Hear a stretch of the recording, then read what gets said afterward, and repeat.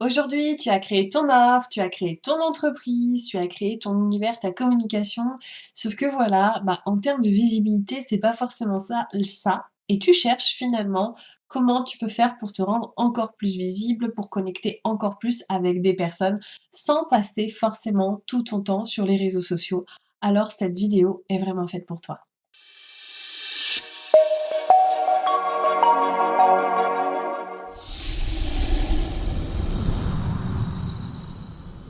Aujourd'hui, quand on débute dans son activité, on pense tout de suite forcément à créer une offre, à créer sa communication. En fait, on pense à toutes ces choses qui semblent évidentes au premier abord pour pouvoir lancer son entreprise, même si parfois on n'a pas forcément l'habitude, on sait globalement ce qu'on devrait faire pour pouvoir être visible aux yeux des autres sur le digital, sur le monde du digital. Sauf que ce qu'on oublie, que ce soit d'ailleurs dans le monde du digital ou même dans le monde physique, si je puis dire, c'est qu'il y a des choses essentielles à ne pas mettre de côté, à savoir le réseau, le pouvoir du réseau et de la connexion. Et finalement, c'est tout ce dont on va parler durant cette vidéo parce que c'est quelque chose que j'ai particulièrement négligé à mes débuts et qui pourtant aujourd'hui fait toute la puissance de ce que je suis capable d'offrir, de faire et de connecter. Déjà, on va revenir sur les 2 termes dont je parle, à savoir créer un réseau et connecter, qui sont 2 choses différentes parce que c'est pas forcément parce que je connecte avec toi que tu vas faire partie de mon réseau. Et c'est toute la subtilité aussi qu'il faut entendre par là. Connecter, ça veut dire entrer en contact avec. Connecter, ça veut dire je peut-être que dans ce que je dis, dans ce que je fais, dans ce que je véhicule, il y a quelque chose qui va venir en interaction avec qui tu es, ce que tu penses, tes valeurs, etc. Et on va trouver finalement un champ, une ouverture pour pouvoir discuter ensemble, pour pouvoir entrer en contact. Et là, on connecte. Cela dit, la connexion ne dit pas si ça va être le match parfait dès le début. Un petit peu comme quand tu es sur Tinder, en fait, au début, tu vas connecter avec plein de personnes et tu vas pas encore forcément créer ton réseau. Si je pourrais pas, si on peut parler de ça, ça peut partir directement en harem. Mais ce que je veux dire, c'est que tu vas pas tout de suite lancer une invitation pour aller au restaurant. Tu vas avoir besoin de temps pour créer la relation et savoir si cette relation elle est faite pour toi ou si au contraire elle n'est pas faite pour toi. Et là, c'est l'art de créer son réseau quand tu sens que la personne elle a des valeurs, des critères qui sont similaires à toi, qu'elle fasse un job similaire ou non à ce que tu fais.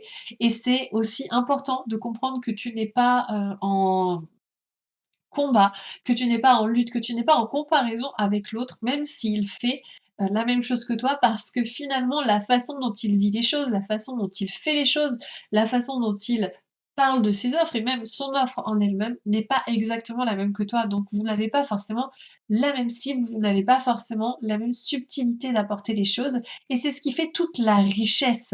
D'ailleurs, je vais faire un petit aparté sur le design humain. Le design humain, c'est quand même ce qu'on appelle la science de la différenciation. Ça signifie que chaque personne est différente et ce qui fait sa richesse, c'est sa différence. Donc au lieu de te concentrer sur les choses qui te rendent similaire à l'autre, concentre-toi sur les choses aussi qui te rendent différente de l'autre et fais-en une force claire, nette et précise au sein de ta communication et enferme l'aparté pour revenir dans l'histoire de la connexion et du réseautage. Quand j'ai commencé mon activité, j'avais pas forcément envie d'aller directement vers les autres. J'avais une sorte de timidité et même de peur parce que j'avais été vraiment, vraiment mise à mal par l'autre avec un grand A majuscule. J'avais subi énormément de souffrance et de douleur face à l'autre et donc j'étais pas en mesure à ce moment-là d'aller forcément en contact avec l'autre. Puis je préférais qu'il vienne à moi et plutôt que moi d'aller vers lui parce que j'avais peur d'être rejetée, parce que j'avais peur d'être humiliée, parce que j'avais un ensemble de blessures qui pouvaient me bloquer. Cela dit, je pensais du coup que connecter, c'était uniquement, tu crées un post et puis les personnes, elles vont venir vers toi et tu as rien d'autre à faire. Ou bien tu crées un site internet et les personnes vont venir directement à toi. Et c'est pas tout à fait vrai. Même si effectivement, lorsque tu fais des posts qui sont extrêmement puissants ou lorsque tu crées un site internet qui est particulièrement percutant avec un SEO de qualité, il y a des personnes qui vont venir vers toi. C'est une évidence.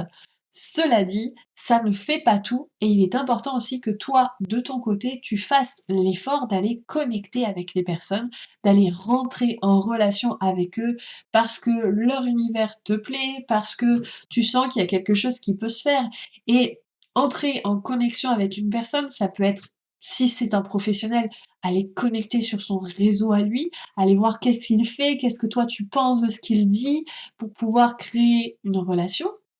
Ou ça peut être aussi, travailler sur les stories des autres si tu es sur le réseau Instagram, ou encore, aller discuter avec les personnes qui ont liké, tes publications et leur demander qu'est-ce qui leur a plu, par exemple dans tes publications. Bref, connecter, c'est un art, c'est une façon de faire qui existe de plein de façons différentes et qui est nécessaire. Et dans la connexion, bah, on est encore dans cet équilibre entre le donner et le recevoir. C'est pour ça qu'il est important aussi que toi, de ton côté, tu fasses l'action d'aller vers l'autre. Et je sais qu'il y a beaucoup de personnes, et j'ai des clientes qui m'ont dit ça: «Oui, mais moi j'ai l'impression que c'est toujours moi qui vais vers l'autre et puis que l'autre il veut jamais aller vers moi, donc aujourd'hui j'ai pas envie». Bah, en fait, pose-toi la question: est-ce que tu veux rester dans cette attitude bougonne où effectivement tu considères que tu as fait suffisamment d'efforts et que tu n'es pas récompensée à la hauteur des efforts que tu as faits? Ou est-ce que tu évalues: «Est-ce que j'ai agi de la bonne façon? Est-ce qu'il n'y a pas une autre méthode pour pouvoir le faire, pour que ce soit plus léger ou pour que ce soit plus drôle pour moi?» Pour que tu puisses apprécier le voyage plutôt que d'attendre la finalité, à savoir que l'autre vienne vers toi naturellement. Ou, donc est-ce que tu veux couler finalement ton entreprise en restant dans ton coin et en pensant que tu as fait ce qu'il fallait et cetera et gna gna gna gna gna, les autres ils m'aiment pas? Ou est-ce que tu décides de mettre en place des actions claires, nettes et précises afin que la connexion puisse s'améliorer et heu et être, de plus en plus grande? Je veux dire, quand tu es dans la séduction en relation avec les hommes ou avec les femmes d'ailleurs, la séduction, ça s'apprend pas du jour au lendemain. Bien sûr, il y a des personnes, c'est plus facile que pour d'autres, mais l'art de séduire, c'est pas juste: «Je viens une fois vers toi en mode gros bourrin et puis ça suffit et puis si ça marche pas, c'est que l'autre il comprend pas qui je suis». Bah non, en fait, ça s'apprend, ça s'harmonise, on y crée de la subtilité, on y met des formes, on y met de la couleur, on y met notre couleur évidemment. L'idée, c'est pas forcément de devenir quelqu'un que tu n'es pas, mais c'est d'apprendre à être vraiment toi, tout en, étant dans la douceur dans la relation à l'autre. Quelqu'un qui vient vers toi et qui te dit tes 4 vérités, sans filtre, sans rien et que tu connais ni d'Ève ni d'Adam, l'image que tu vas te faire de cette personne ne sera pas forcément très positive. Par contre, si c'est une personne qui prend tes nouvelles, qui essaye de comprendre qui tu es, là, ça peut changer toute la donne. Donc je t'invite vraiment à réfléchir déjà à comment tu connectes aujourd'hui avec les personnes, de quelle façon tu le fais et de trouver toutes les situations, tous les endroits, toutes les possibilités qui existent aujourd'hui, que ce soit dans le monde digital ou même dans le monde physique. Donc toutes ces possibilités qui existent pour toi de connecter avec les personnes, quelles qu'elles soient, qu'elles fassent partie de ta cible ou non, parce que l'idée de connecter finalement, c'est aussi d'apprendre à connaître l'autre et de rentrer en relation avec l'autre, de s'y intéresser. Pour pouvoir aller plus loin dans cette idée de la connexion, moi je peux te suggérer un livre qui est «Comment se faire des amis» de Dal Carnegie, qui peut t'apporter quelque chose. Puis je te dis ça parce que moi, l'intelligence relationnelle, il a fallu que je la travaille énormément. J'étais très en difficulté, comme je te disais, j'étais blessée par l'autre et j'avais beaucoup de mal à rentrer en relation avec l'autre à cause de ça. Et je pensais même que j'étais handicapée sociale, parce que c'est ce que je disais à mes amis, je leur disais: «Mais moi, je suis handicapée sociale, en fait, je sais pas aller vers l'autre». En fait, si, je sais aller vers l'autre quand je me donne les moyens de le faire, quand, quand je fais taire cette petite voix à l'intérieur de moi qui dit que je suis nulle, que j'y arriverai pas, que et cetera, que les gens vont me rejeter, que les gens vont m'humilier et cetera. Une fois que j'ai dépassé, en fait, cette petite voix, je suis en capacité d'aller vers l'autre et même si j'ai travaillé dessus, il y a des fois où ça peut revenir quand je me sens un petit peu en insécurité et il suffit juste d'aller retravailler ma sécurité intérieure pour que les choses changent. Évidemment, si toi aussi tu as ce genre de difficultés, je t'invite vraiment à travailler sur ton mindset pour que les choses puissent se fluidifier et rendre le travail beaucoup plus facile. Maintenant que tu as connecté, l'idée c'est de créer un réseau. Créer un réseau, c'est pas forcément uniquement un réseau d'affaires où chacun essaye de vendre son truc de son côté. Non, créer un réseau, c'est être dans la suggestion. Autant toi, tu peux apporter des clients aux autres, autant les autres peuvent t'apporter des clients et encore que dans ton réseau, ça peut être aussi des personnes qui ne sont pas forcément des entrepreneurs, ça peut être des personnes par contre qui connaissent ta cible et qui peuvent te mettre en contact avec ta cible. Par exemple, si tu travailles auprès des mamans, ça peut être des maîtresses d'école. Tu peux créer ton réseau avec des maîtresses d'école et celles-ci n'ont rien à vendre et n'ont rien forcément à gagner. Donc tu peux aussi rentrer là-dedans. Mais pour pouvoir faire ça, que ce soit avec des professionnels ou non, il faut que tu connaisses l'autre, il faut que tu saches qu'est-ce que tu vas mettre en valeur chez l'autre et qu'est-ce que l'autre va pouvoir mettre en valeur vers toi. C'est pour ça qu'avant, en amont, il faut que la relation, elle soit créée. Il faut que tu aies pu créer quelque chose. Créer un réseau, c'est quelque chose qui va te propulser, qui va te mettre en avant et parce qu'on va identifier qui tu es, on va comprendre ce que tu fais et les personnes, elles vont pouvoir dire: «Bah tiens, je connais un tel qui va pouvoir résoudre cette problématique-là que tu as. C'est vraiment ce qu'elle fait. J'ai suivi son programme par exemple et je l'ai adoré et ça m'a permis de faire ça et ça et ça» et en fait, ils vont devenir tes ambassadeurs, tes ambassadrices et ils vont vendre, tes services. C'est aussi pour ça. Le réseau aussi, c'est quelque chose qui peut t'aider aussi quand tu as des difficultés et lorsque tu ne trouves pas de solution. Ils peuvent t'aider à brainstormer, ils peuvent t'aider à sortir de là où tu es. Donc c'est important aussi que tu sois dans un réseau d'entrepreneurs qui a des valeurs similaires à toi pour qu'ils puissent t'aider aussi au travers de leur propre expérience. Et bien sûr, on est toujours dans une dynamique donnant-donnant. C'est-à-dire que si dans le réseau, il y a une personne qui est en difficulté, toi-même, tu es en mesure de lui apporter ton expertise, ton expérience, en fait, ce qui va pouvoir l'aider par rapport à ce que cette personne est en train de vivre. Créer un réseau, c'est également, en plus du soutien et en plus, du côté, comment dire? Je te fais de la publicité, c'est pourquoi pas créer ce réseau d'affaires où parce que l'autre t'a apporté des clients, bah, tu vas lui offrir, de l'argent et inversement parce que toi tu lui as recommandé des clients et bien tu vas pouvoir recevoir de l'argent. C'est le principe même de l'affiliation. Par contre, ce qui va être important peut-être pour toi, c'est d'y poser des limites dans le sens où, peut-être que tu vas pas, mettre en avant la formation, par exemple, de quelqu'un qui fait exactement la même chose que toi. Pourquoi? Parce que les personnes vont peut-être perdre le fil de ce que tu proposes. En revanche, si vous vous associez sur un projet commun, là, vous allez pouvoir vous mettre en avant les uns et les autres. Voilà, donc là, l'idée, c'est vraiment que tu commences à créer ton réseau.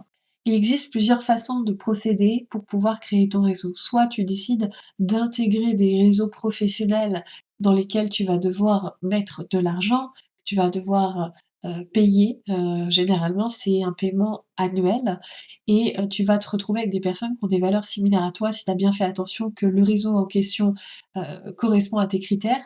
Personnellement, j'ai beaucoup de mal avec les réseaux type BNI et cetera parce que je trouve qu'il y a un côté très, stratégique, très terre à terre, très masculin et j'avais besoin de quelque chose de beaucoup plus féminin et j'arrivais pas à trouver, quelque chose qui puisse correspondre à mes critères de spiritualité, ce côté aussi, de sororité et c'est pour ça que j'ai créé mon propre réseau mais c'est pas le but de cette vidéo, c'est juste pour te parler que des fois aussi, tu peux créer ta propre structure, tu peux créer ce que tu souhaites faire, ce que tu souhaites mettre en place. Tu peux, dire, «Bah, tiens, avec des amis, on se retrouve je sais pas, tous les jeudis, on parle de ça, ça, ça et ça. Est-ce que tu veux en faire un partie en partie? Est-ce que tu veux en faire partie?» Je vais y arriver.